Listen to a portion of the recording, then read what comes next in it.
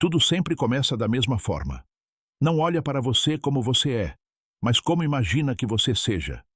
Você sente isso nos olhos dela, não é? É o vislumbre da esperança. Ou será fome? Você acredita que ela te vê, mas ela não te vê. Ela te mede, te avalia. Ela te encara como uma tela em branco, esperando que você pinte a obra-prima dela. Mas a obra-prima não é você. Nunca foi. E Carl Jung te avisou. Não com as palavras vagas de um orador que se move, não.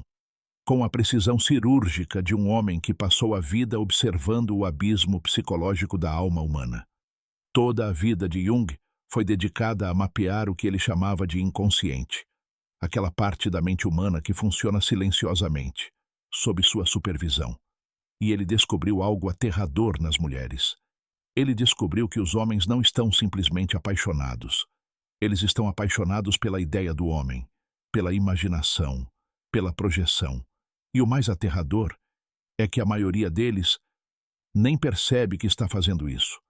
Você pode pensar que ele a escolhe, mas o que ele escolhe na realidade é a sua versão, a versão que ele criou em sua mente.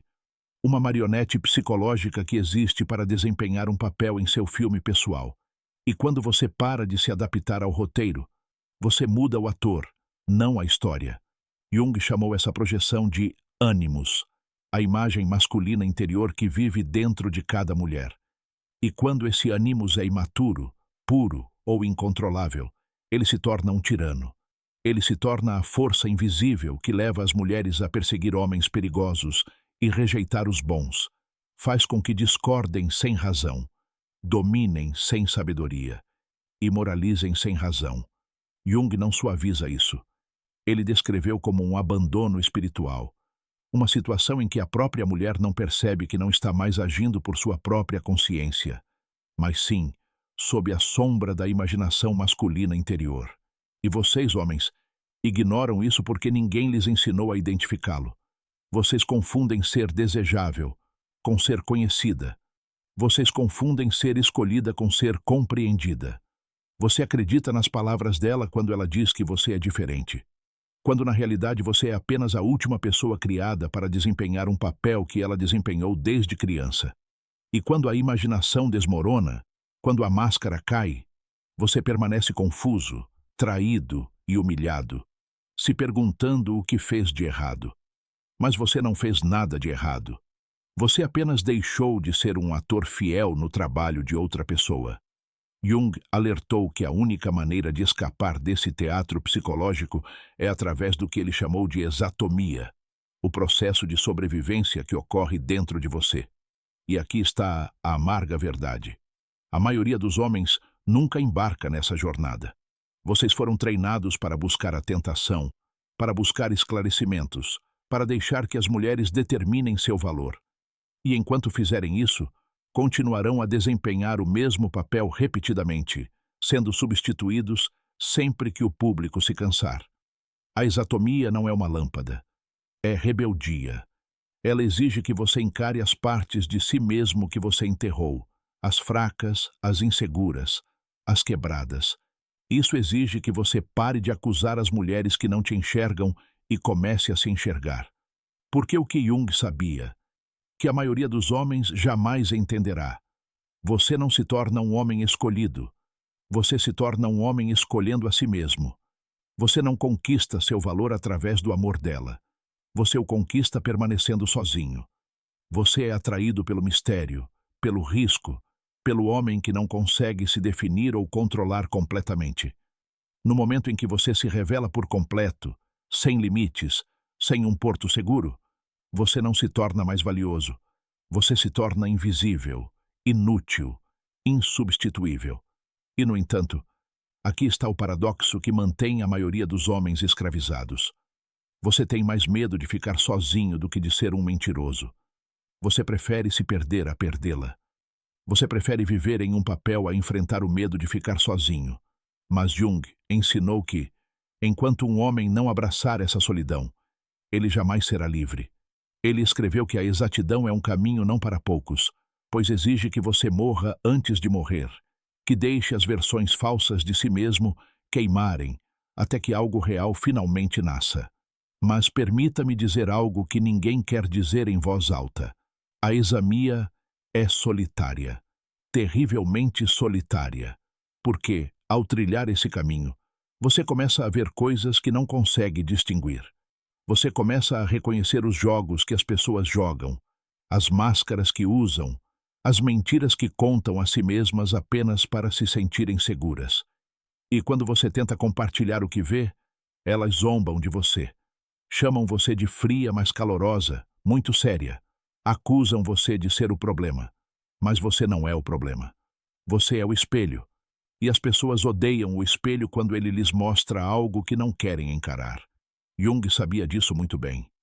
Levou décadas estudando pacientes que estavam aterrorizados em encarar sua própria sombra, as partes escuras e abjetas de sua alma, que se recusavam a reconhecer. E as mulheres, alertou Jung, muitas vezes crescem em culturas que as recompensam por evitar essa oposição. Dizem a elas que são puras, emocionais, sensíveis e completas, como realmente são. Mas Jung não acreditava nisso. Ele escreveu que o maior perigo para as mulheres era a sua ignorância inconsciente, a voz interior que fala com falsa certeza, falsa autenticidade e falsa superioridade moral.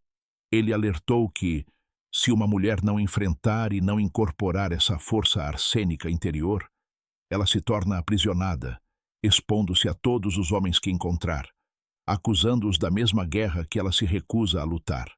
E pensar que você é o salvador dela, pensar que você será a exceção, pensar que, se você simplesmente a amar o suficiente, provar ser forte o suficiente, se sair bem o suficiente, ela acabará escolhendo você. Mas a previsão não funciona assim. Jung ensinou que a previsão é uma ladra. Ela rouba a realidade e a substitui por uma mentira. E até que homens e mulheres despertem dessa mentira, eles estão condenados a repetir a mesma tragédia repetidamente. Cada um acusa o outro sem nunca perceber que ambos estão dançando nas sombras. E aqui está a inversão mais irônica. A mulher que um dia te viu como herói, um dia te verá como inimigo, não porque você mudou, mas porque você não conseguiu concretizar a imaginação que ela lhe lançou. E ela nem perceberá o que está fazendo. Jung descreveu essa traição psicológica como inevitável, quando nenhum dos dois assume a responsabilidade pelo próprio mundo interior. Você não mentiu para ela. Você não a traiu. Você simplesmente decepcionou o personagem invisível que você projetou no subconsciente dela. Você nunca foi você mesmo desde o início. E é por isso que ela te ama. Não por causa dos seus erros, mas porque você não se opôs ao mito de que ela nunca te disse que te usava para brincar. Jung disse certa vez: as pessoas fazem de tudo, por mais ilógico que seja, para evitar encarar a própria alma. E nada disso é mais verdadeiro do que nos relacionamentos românticos. Homens e mulheres entram neles não como pessoas completas, mas como projeções ambulantes, arrastando seus medos não realizados, suas necessidades não satisfeitas e suas feridas infantis para os braços de outra pessoa que mal compreendem. Você chama isso de amor. Jung chamou de possessão. E como um homem sonolento, você continua caindo na armadilha pensando que desta vez será diferente. Mas nunca será, porque você nunca fez a pergunta mais terrível que um homem pode se fazer. O que acontece se eu for o responsável por esse modelo? Você quer acusar as mulheres? Quer chamá-las de manipuladoras, enganadoras, astutas? Mas Jung olharia nos seus olhos e perguntaria: e por que você se deixou escolher por essa mulher desde o início? Veja bem, um homem que se recusa a encarar o mundo interior de sua própria mulher está condenado a ser escravo de si mesmo. Você não é uma vítima. Você é um voluntário. Você escolheu bancar o tolo. Você escolheu ser o ator em seu próprio mito, porque encarar seu próprio vazio, sua própria falta de plenitude, era muito mais aterrorizante do que representar um papel na imaginação de outra pessoa. E é aqui que a maioria de vocês vai parar de ouvir. Porque é aqui que o conforto termina e a responsabilidade começa. Jung não ofereceu soluções fáceis. Ele não lhe deu 3 passos para a grandeza de Alfa Arsênicos. Ele lhe deu o Vanafsus, o ato de sobrevivência do autoconfronto, de sentar-se sozinho no silêncio da sua mente até que as mentiras comecem a ruir, até que a voz na sua cabeça diga que você não é nada sem ela, começando a morrer. E não se engane. Essa voz lutará por sua vida. Ela lhe dirá que você precisa dela, que você é incompleto sem ela, que nenhum homem pode viver sem a confirmação de uma mulher. Mas a obra de Jung sugere algo mais perigoso. Sugere que o homem que consegue se manter firme sem isso, sem reconhecimento, sem aplausos, sem ser necessário, é o homem que finalmente é livre, livre dos holofotes, livre do espetáculo, livre da tirania de viver como a ideia de outra pessoa para o homem. E quando você chega a esse ponto, você não se torna distante ou indiferente. Você se torna real. Você se enraiza, se firma, se torna plenamente vivo em sua própria pele. E então, paradoxalmente, as mulheres sentirão a maior atração por você. Não porque você precise delas, mas porque você não precisa delas. E você sorrirá não porque é insensível, mas porque finalmente entende. Você entende que ela está em sua própria jornada, que ela precisa enfrentar seu próprio inimigo, que ela precisa despertar de suas próprias ilusões. E você não pode fazer isso por ela. Você não pode salvá-la de si mesma. Você só pode fazer o que Jung fez. Você pode trilhar seu próprio caminho com tanta coragem que se torne um espelho vivo que reflete a verdade para todos que ousam olhar. A maioria lhe dará as costas, mas poucos, raríssimos, lhe agradecerão por isso. E essa, meu amigo, é a diferença entre eles te amarem pelo papel que você desempenha e te respeitarem pelo homem que você se tornou. E quando esse momento chegar, quando você finalmente perceber que não precisa mais jogar, começará a notar algo estranho. Notará o quão desconfortáveis as pessoas ao seu redor ficam. Elas sentirão isso, mesmo que não consigam nomear o motivo. O peso da sua presença as revitalizará, porque não se encaixa mais nas categorias previsíveis que elas usam para se sentirem seguras. Jung alertou que o homem isolado não é aceito pela sociedade. Ele é temido. Ele é incompreendido. Ele é descrito como distante ou um estranho. Mas a verdade é muito mais ameaçadora. Você acabou de se tornar inacessível, invencível, incontrolável porque enxergou através do jogo. E é aí que a coisa fica engraçada. As mesmas pessoas que antes imploravam por sua atenção, sua segurança, sua aprovação, começarão a desprezá-lo porque você não precisa da delas. As mulheres, especialmente aquelas que continuam dominadas pela fantasia do homem perfeito, o acusarão de ser emocionalmente inatingível. Dirão que você é muito introspectivo, muito analítico, muito distante. Mas o que eles realmente querem dizer é que não conseguem mais te controlar. Você desceu do palco. Você parou de interpretar o roteiro deles. E sem esse roteiro, eles não sabem o que fazer com você, porque você deixou de ser um personagem e passou a ser um homem. Jung certa vez brincou dizendo que os deuses se tornaram doenças. O que as civilizações antigas chamavam de dominação divina, a psicologia moderna chama de neurose. E não se engane. Os homens que buscam segurança são os mais espiritualmente doentes de todos. Você acha que é romântico quando diz coisas como "eu faria qualquer coisa por ela" ou "ela é tudo para mim". Mas Jung balançaria a cabeça e diria que o que você chama de amor é, na verdade, uma negação que você carrega na alma. É mais fácil demonstrá-lo a uma mulher e torná-la a fonte da sua esperança, do seu significado, do seu propósito. Porque se ela o carrega, você não precisa dele. Mas deixe-a voltar atrás. Quando ela perceber que nunca teve a intenção de carregar sua alma, ela a jogará fora. Ela precisa se livrar disso porque nenhuma mulher, por mais teimosa que seja, consegue suportar o fardo de um homem que se recusa a se controlar. E quando ela se livrar disso, você se sentirá traído. Mas ela não deve. Você deve agradecê-la porque, no momento em que a ilusão desmorona, Você se depara com a verdade de que o trabalho dela de se tornar um homem nunca foi dela. Sempre foi seu. E neste momento de pureza inabalável, você tem duas opções. Você pode acusá-la. Você pode se tornar amargo. Você pode se juntar à dança raivosa dos homens que apontam o dedo para as mulheres, roubando-as, abusando delas, enganando-as. Ou pode agir como um covarde que nunca ousou encarar sua própria lacuna. Ou você pode fazer o que Jung lhe pediria. Você pode se voltar para dentro. Você pode começar o trabalho monástico, aterrador e libertador de se manter inabalável, de se tornar completo sem precisar de ninguém para se completar. Porque a verdade é que a mulher que você procura por aí é um reflexo da parte de si mesmo que você abandonou. Até você encarar essa parte, todo relacionamento será um espetáculo, toda conexão uma troca, todo amor uma mentira. Mas quando você a encara, quando você incorpora sua feminilidade interior, você se torna um homem que não precisa mais correr atrás de mulheres. Você não corre atrás delas, você não as toca. Você não joga para elas. Você permanece imóvel, completamente enraizado em quem você é. E a partir desse ponto, algo milagroso acontece. Você não corre mais atrás de mulheres que querem um personagem. Você corre atrás de mulheres que querem a verdade.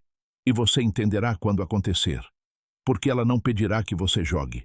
Ela não tentará mudar seu roteiro. Ela não se apaixonará pela sua imaginação. Ela estará diante de você, verdadeira e autêntica, não como uma deusa que busca adoração, mas como uma mulher disposta a trilhar seu próprio caminho ao seu lado, sem máscaras, sem artifícios, sem jogos. E quando você a encontrar, essa mulher real, não a imaginária, você verá a diferença imediatamente. Ela não o amaldiçoará com grandes declarações. Ela não vai te tratar como a peça que falta no quebra-cabeça dela. Ela não vai te enganar com a linguagem da completude porque ela não busca ser completada. Ela não busca ser salva. Ela cumpriu sua missão. Ela conheceu a própria sombra. Ela encarou seus próprios medos. Ela foi queimada por suas próprias mentiras. E é por isso que ela não precisará que você brinque com ela. Ela não precisará que você carregue sua alma. Ela ficará ali, inteira, olhando nos seus olhos. Não como um homem que quer mudar, mas como um homem que finalmente está pronto para encontrar. E nesse encontro, não há desespero, não há atração, não há ilusão, há apenas a verdade. E essa verdade, Jung ensinou, é o tipo de amor mais raro e perigoso. O tipo que não exige nada, mas oferece tudo. Porque não? Nasce da necessidade, nasce da liberdade. Liberdade de escolher, liberdade de ir longe, liberdade de estar ao lado sem mentiras, sem máscaras, sem medo. Mas permita-me avisá-lo. A maioria de vocês nunca vivenciará isso, porque a maioria de vocês desistirá antes de chegar lá. Vocês se identificarão com a performance. Vocês se identificarão com a imaginação. Vocês se identificarão com a emoção passageira de serem vistos como quem vocês são. Não porque estão encarando o que realmente são. Ainda lhes parece insuportável. Mas se vocês tiverem a coragem, o entusiasmo, a vontade de continuar caminhando, de continuar sozinhos, de continuar expondo cada medo falso que construíram para obter aprovação, vocês eventualmente se encontrarão à beira de algo terrivelmente belo. Vocês se encontrarão. E quando isso acontecer, as mulheres não serão mais a fonte da sua identidade. Elas não serão mais o espelho que vocês usavam para se sentirem homens. Elas se tornarão algo completamente diferente. Companheiras, não prêmios. Espelhos, não mães. Aliadas, não salvadoras. E vocês as amarão não porque precisam delas, mas porque as escolhem. De um lugar de força, de um lugar de plenitude, de um lugar que sabe, sem perdão, quem vocês são. Carl Jung não deixou um mapa para você seguir. Ele deixou um aviso. Um aviso de que todo homem que se recusa a encarar a si mesmo se tornará escravo do olhar dos outros, especialmente do olhar das mulheres. Mas ele também deixou um desafio para trilhar o caminho do isolamento.